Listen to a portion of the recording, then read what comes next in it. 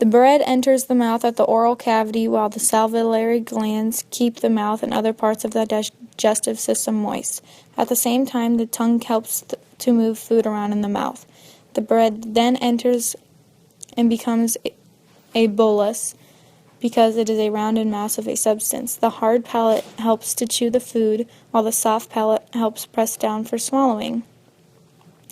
The bread is being mechanically broken down into smaller pieces while the saliva degrades the food through chemical digestion.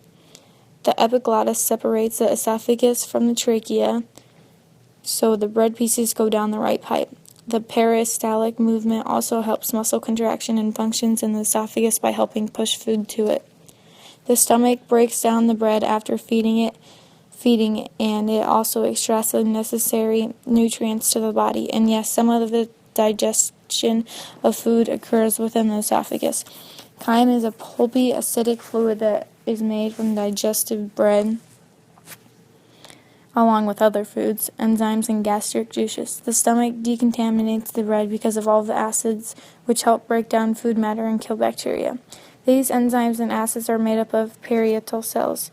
While the bread is being digested, you may be wondering why the gastric juices don't just digest the stomach. Well, the answer is that the stomach is made to be strong enough to handle those gastric juices with special chemicals within the stomach.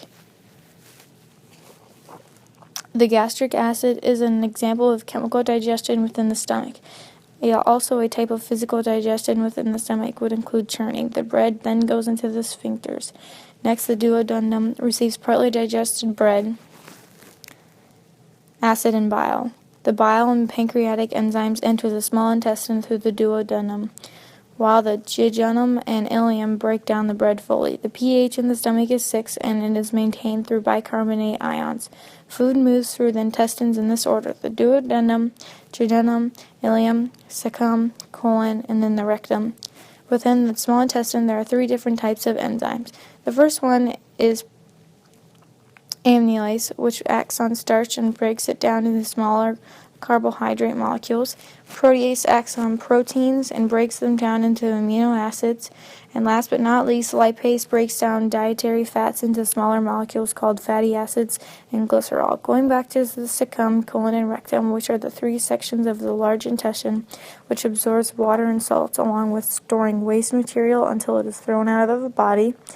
The cecum takes a digested liquid from the ileum and passes it onto the colon. The colon is the principal place for water reabsorption and absorbs salts when needed, and the rectum is where leftover waste sits until it is ready to be released out of the body. As I said before, the large intestine helps the body to digest and remove water from the remains of food, including feces, after which it will go through the rectum. The pancreas is about 6 inches long and is located in the abdomen. Along the liver, it releases insulin due to high blood sugar levels. The pancreas has an endocrine function and an exocrine function. Enzymes are secreted by the pancreas and are sent to the small intestine for further breakdown of the bread. These enzymes help to break down fats, carbohydrates, and proteins. The pancreas connects the rest of the digestive system through the small intestine and the duodenum. The liver also helps in absorbing the nutrients from the bread. It absorbs it from the small intestine. The liver is an organ that secretes hormones and chemicals due to it producing bile. It detoxifies blood from harmful substances, stores simple sugar glucose, breaks down hemoglobin, destroys old red blood cells, and converts stored sugar into usable sugar when the body's glucose levels falls below normal. The gallbladder is related to it because of the structure and the location in which the